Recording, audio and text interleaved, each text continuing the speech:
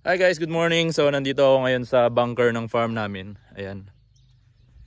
So ipapakita ko lang sa inyo yung mga tractors and equipments na ino-operate ko dito sa farm.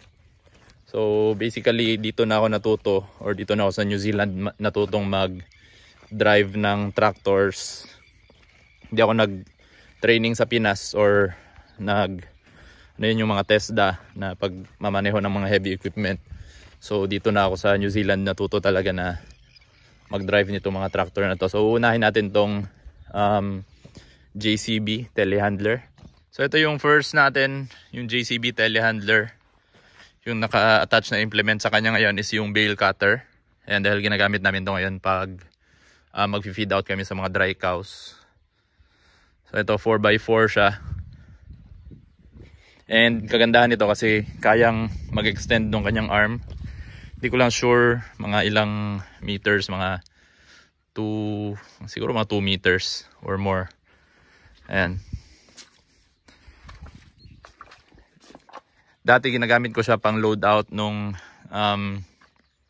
mixer wagon. So pwede natin siyang lagyan ng bucket or nung ibang implement gaya ng forklift. So andun yung mga implements namin. Ito rin yung ginagamit namin kapag nagsiscrape kami ng yard. Yan, or kung kailangan naming magbaba ng mga minerals, gagamitin namin yung forklift. So ito, tatanggalin lang namin yung implement na to, tapos papalitan ng bago. Tapos ito naman yung ginagamit namin kapag lawn mower kami or nagkakat kami ng grass sa paddocks, or pwede rin pang up namin ng down cows or pang rescue. Itong New Holland T6050, hindi ko sure. So maganda din to gamitin dahil aircon pa siya. Okay pa yung aircon niya and malakas rin.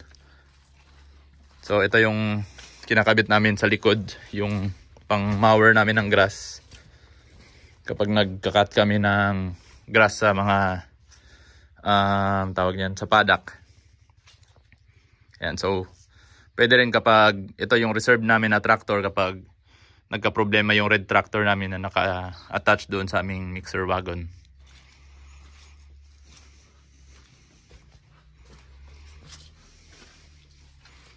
Ayan, so actually yung itong telehandler namin is dalawa to. May isa pa kami, kulay pula. Pero iba yung brand. So nandoon siya ngayon sa taas, doon sa taas na farm dahil inayos ni boss yung mga post doon sa kiwi fruit farm. So punta tayo ngayon dito sa ating mix wagon. Ayan, so ito yung ating tractor sa ating mixer wagon.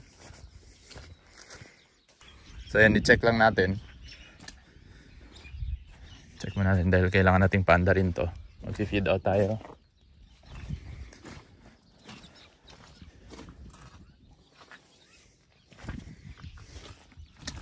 MTX 150. Yan, medyo lumang tractor na siya pero goods pa rin yan. Ito yung tractor natin para sa ating mix out wagon. So every time na bago ako sumampa sa mga traktor, nagkakandak talaga muna ako ng 360 check. Ayan. Lalo na yung makina. Tinitingnan natin kung may mga bird's nest sa loob para hindi mag-cause ng sunog.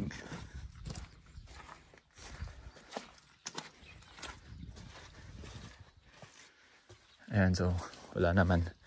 And syempre yung ating engine oil. Kasama yan sa mga routine natin bago paanda rin yung tractor.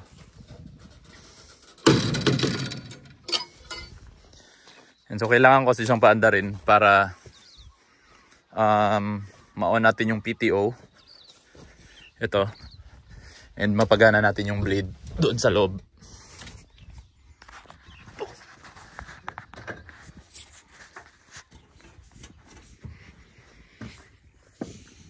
Ayan, so para mapaikot na natin yung blade sa loob. Para paglagay natin ng mga maize natin or yung pagkain ng baka and yung minerals ay mag-mix na siya doon sa loob ng wagon.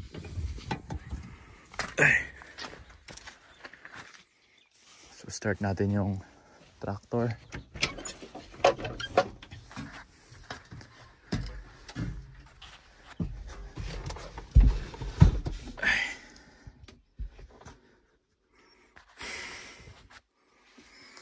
Then check natin. Fuel. Check nyo yung fuel palagi. So meron ba tayong 2 bars? Kaya pa siya ng pang feed out natin ngayon. So after natin feed out, tsaka natin mag fuel. Then check natin kung naka-neutral lahat.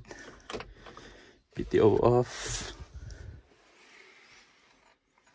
Start natin.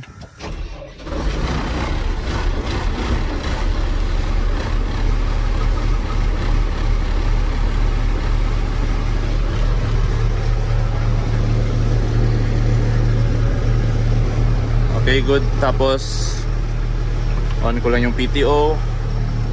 So ayan, kung nakikita nyo, yan, umiikot na siya.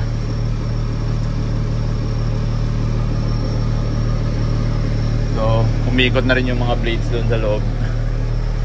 Ngayon kailangan ko lang itaas yung revolution natin to 1700.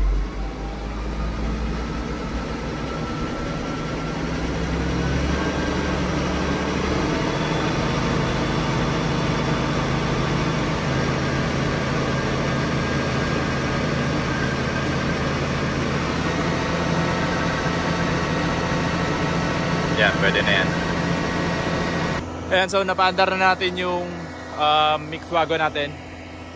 Yung tractor. Ngayon punta tayo dito sa pinakabago naming equipment, yung loader. Ito siya. Ayan. And so dumating lang to last month. Dumating lang to sa amin dito sa farm last month. Load max. Ayan, check natin yung engine kung may bird's nest. Yung ilalim, check natin kung may mga sagabal or ano ba. Minsan kasi may mga pusa dito, may mga wildcat dito sa loob ng farm. So kailangan i-check rin natin, baka nagtago sila sa loob or sa engine sa ilalim ng ating equipment. So ito yung bucket. Ito, papalitan natin. May darating siguro mga after 2 months na tawag niyan, mas malaking bucket, and meron siya yung parang grab. Ayan. So ito yung gagamitin muna natin. Kukuha tayo nitong maize. Ayan, kukuha tayo dyan. And ilo-load natin doon sa ating mixed wagon.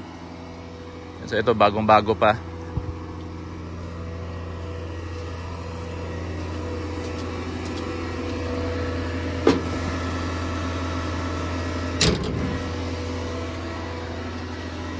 Tingnan natin yung loob.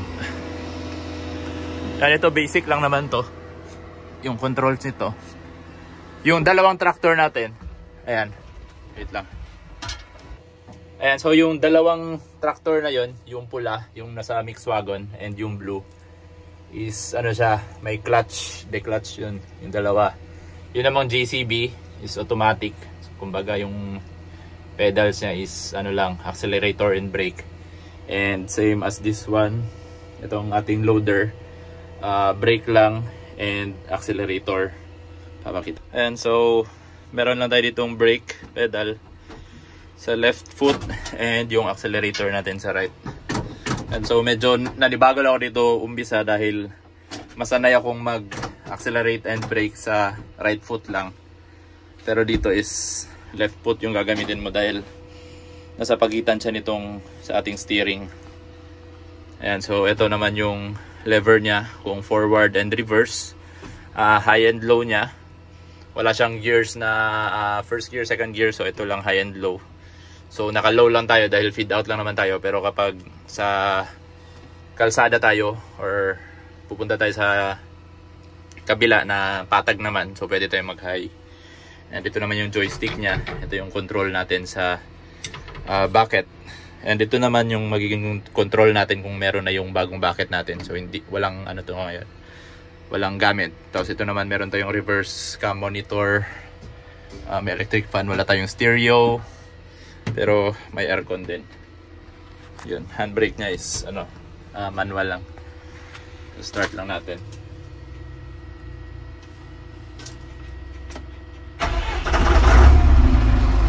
Ayan. So ito yung panel display niya. basic lang pa rin, fuel, oil gauge, something. Yan. Tapos on ko lang yung aircon dahil para malamig. Then ayun nga, yung joystick natin, ayun, para sa bucket, up down, check muna natin bago natin i-operate. Okay. Yung kaibahan na rin nito is yung, kumbaga, yung buong harapan niya, ayan, kapag liliko ka, yung buong harapan niya yung lumiliko. Ayan, hindi lang yung gulong, kumbaga, itong buong attach, anong tawag ba niyan? Basta buong harapan ng loader, yan yung gumagalaw kapag liliko. So ayan, mag-ano muna ako, mag-load muna ako para matapos yung trabaho ngayong araw.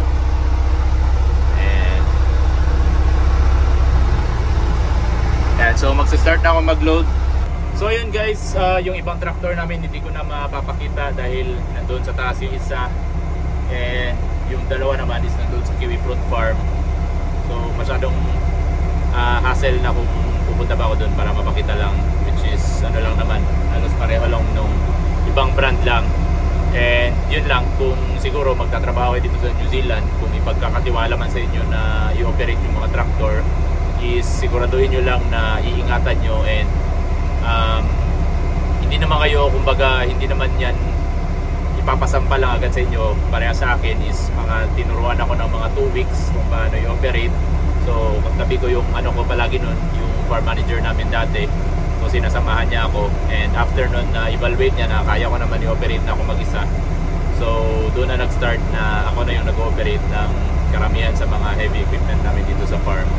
So ayun guys, so marami pa akong gagawin, hindi ko na mapapahaba yung video, and mag-beat out pa kasi ako. Tapos yun, gagawa na lang ako siguro ako ng mga video sa susunod ulit. Hindi ako masyado makapag-upload dahil masyado mahina yung internet namin dito kapag nag-upload ako ng mga videos. So mga short clips lang. Kung may gusto naman kayong ipagawa na video or may mga tanong kayo na pwede natin gawin yung video, pwede nyo naman i-comment sa baba. So ingat kayo dyan, God bless.